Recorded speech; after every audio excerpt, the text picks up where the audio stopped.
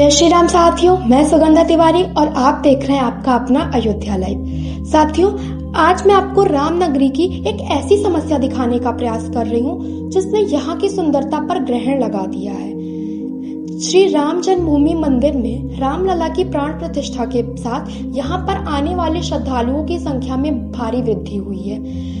एक अनुमान के मुताबिक पिछले कुछ वर्षों में 10 करोड़ से ज्यादा श्रद्धालु अयोध्या पहुंचे हैं।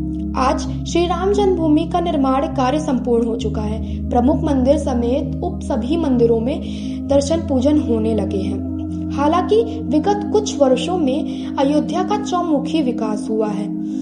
सड़क, रेलवे और हवाई मार्गों से अयोध्या आने वाले रास्तों को सुगम बनाया गया है, परंतु राम मंदिर दर्शन पूजन करने के लिए जो प्रमुख रास्ते हैं वहां पर अतिक्रमण ने अपना जाल इस कदर फैला रखा है कि वो अयोध्या की सुंदरता पर दाग लगा रहा है। तो आइए दोस्तों, हम आपको कुछ दृश्य दिखाते हैं। यह मार्ग अयोध्या धाम रेलवे स्टेशन से राम मंदिर के लिए जाता है। करीब 200 मीटर लंबे इस मार्ग पर इस कदर अतिक्रमण है कि 4 लेन की सड़क भी कम पड़ रही है।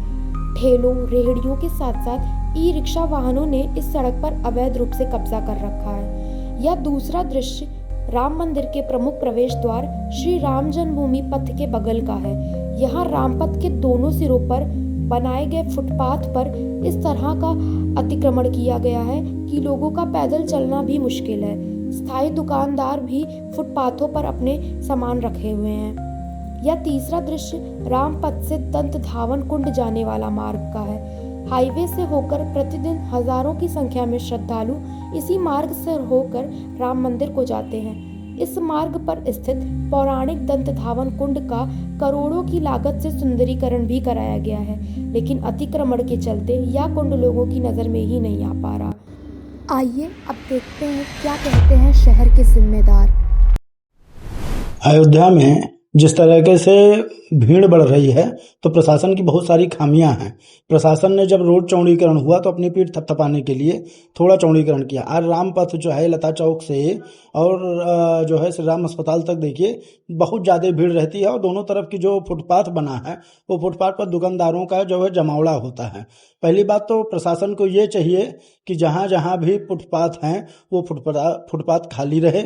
उसके बाद जो ठेले खुंचे और गरीब तबका है, चाहे मंजीरा बेच रहा है, चाहे ठेला है, फुल्की वाला है, आइसक्रीम वाला है, उनके लिए प्रशासन को एक वेंडिंग जोन बनाना चाहिए और वेंडिंग जोन के अंतर्गत उनको ये आवंटित कर दे कि आप यहीं पर रहेंगे। चाहे श्री राम अस्पताल से रेलवे स्टेशन का मार्ग हो, चाहे रामपथ का पूरा मार्ग हो, पूरी तरीके से जाम रहता है। और इसमें खामियां आम जनता की नहीं है, क्योंकि अगर उनको पर्याप्त संसाधन नहीं मिलेंगे तो वो सड़क पर ही अपनी जीविकोपार्जन करेंगे और जीविकोपार्जन के लिए आप जब अतिक्रमण के नाम पर जो है दस्ता जाता है और जो है हटाने की कोशिश करता है तो उसमें जो ठेले वाले हैं उनका नुकसान होता है। वो 10 मिनट के लिए हटते तो हैं, भागा भागी हो जाती है, अफरा तफरी मच जाती है और उसके बाद फिर वो पुनः नियत स्थान पे आ जाते हैं। तो समस्या इस बात का है कि अगर प्रशासन पूरी तरीके से होमवर्क करके एक विचार करके लोगों से बात करके और उस पर एक समाधान करे कि कैसे अतिक्रमण रोका जाए। और अतिक्रमण इस तरह का है कि जिससे अयोध्या की भव्यता, उसकी सुंदरता उस पर भी ग्रहण लग रहा है। आम नागरिक जब एक जगह से दूसरी जगह जाने में उनको समस्याओं का सामना करना पड़ता है। रिश्तेदार अगर हैं जो अयोध्या वासी हैं, उनके रिश्तेदार उनकी वाहन नहीं आ पाते हैं, तो इन सब सुविधाओं को ध्यान में रखते हुए प्रशासन को ऐसा कार्य करना चाहिए कि जिससे समस्या भी समाप्त हो जाए और योगी जी ने जिस तरह से अयोध्या को भव्यतम रूप दिया है उसका निखार भी आ सके। जैसा कि आप सभी जानते हैं कि 2025 और 26 में पूरे भारत में सबसे ज़्यादा दर्शनार्थी हमारे अयोध्या शहर में आए और भगवान श्री राम लला जी का दर्शन प्राप्त किया।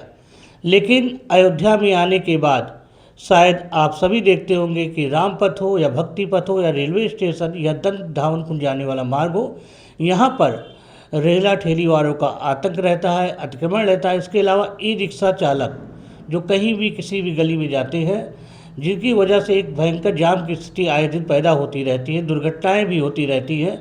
इस पर नगर निगम प्रशासन और प्रशासन को विशेष ध्यान देना चाहिए। मैं जिला प्रशासन से अनुरोध करूंगा कि अतिक्रमण हटाने के कुछ ही घंटों के बाद उसी मार्ग पर पुनः अतिक्रमण लग जाता है। इसके लिए मैं चाहूँगा कि रेहड़ी और पटरी के जो भी दुकानदार हैं, पूर्व निर्धारित योजना के अनुसार उनका एक वेंडर जोन बनाया जाए और वेंडर जोन में ये रेहड़ी पटरी के दुकानदारों को जगह प्रदान की जाए। अयोध्या में भगवान श्री राम जी आए, ये हम सभी के लिए हर्ष का विषय है। किसी के भी रोजगार रोटी पे प्रशासन की तरफ से कोई चोट भी ना पहुँचे, सभी लोग खुशहाल तरीके से अयोध्या में रहें और अयोध्या की महत्ता और विकास जो भी है उस श्रद्धालुओं को मन में एक अच्छी छवि लेकर वो बाहर अपने घर जाएं। लेकिन आए दिन रेलवे स्टेशन रोड और श्री राम जन्मभूमि पे रामपथ पे रोड पे आप देखेंगे कि दिन भर जाम की स्थिति बना रहती है, जिससे इमरजेंसी आपातकालीन स्थिति में यहाँ के मरीजों को भी जाने में दिक्कत होती है। विगत कई घटनाएं ऐसी हो चुकी हैं कि लोग अपने लोगों की जान तक गंवा बैठ चुके हैं। इसलिए इसका एक स्थायी विकल्प होना चाहिए, ना कि अनौपचारिक विकल्प होना चाहिए। इसके लिए समन्वय टीम बनाकर अयोध्या के वरिष्ठ नागरिकों, जनप्रतिनिधियों एवं व्यापारियों को एकजुट होकर बात करनी चाहिए और सरकार और प्रशासन से अतिक्रमण से मुक्ति के लिए एक गुहार लगानी चाहिए। अतिक्रमण एक समस्या नहीं है। अतिक्रमण एक ऐसी चीज़ होती है जो यात्रियों के जनमानस में ऐसे विचार प्रकट करती है कि अगर ये अयोध्या दोबारा आने का सोचेंगे तो इस तरह की स्थिति को देखकर उनके मन में एक होता है कि हम दोबारा अयोध्या कैसे जाए।